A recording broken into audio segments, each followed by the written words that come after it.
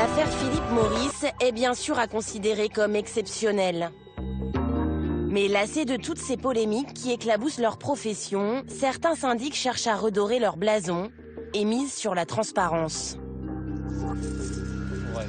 À Épinay-sur-Seine, cet après-midi, Flavien Torrecilla a rendez-vous avec Ayette. Bonjour monsieur, Flavien Torrecilla Et monsieur Daoud, président du conseil.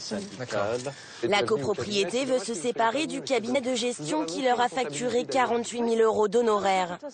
Ce syndic indépendant se présente pour la reprise de l'immeuble. Aujourd'hui, le contact est un peu... Difficile. Oui, C'est difficile. bloqué. C'est bloqué. Là, il y a eu un blocage qui a été fait entre nous et ce cabinet-là. Et aujourd'hui, la solution, c'est de changer. Voilà. Allez-y, entrez. Flavien Torrecilla a accepté de venir s'expliquer sur son contrat. Il ne va pas être déçu. Vous pouvez me parler un peu de votre contrat, monsieur Torrecilla, sur quelques points? Oui.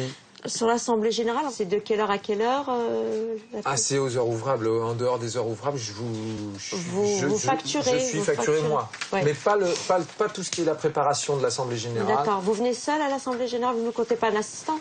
Si je viens seul, madame Benamou. Ayette passe au crible chaque petite ligne.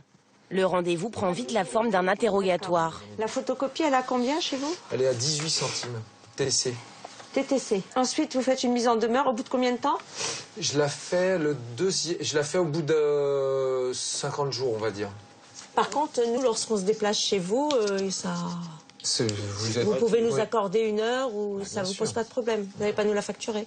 Non, pas de surprise. Sauf si vous venez toutes les semaines. Je vous non, facturerai. on a autre chose à faire aussi. Il en faudrait au moins... Tel un élève appliqué, pendant 1 heure, le syndic va justifier chacune de ses prestations. L'exercice ne semble pas le déranger. Vous la trouvez dure en affaires?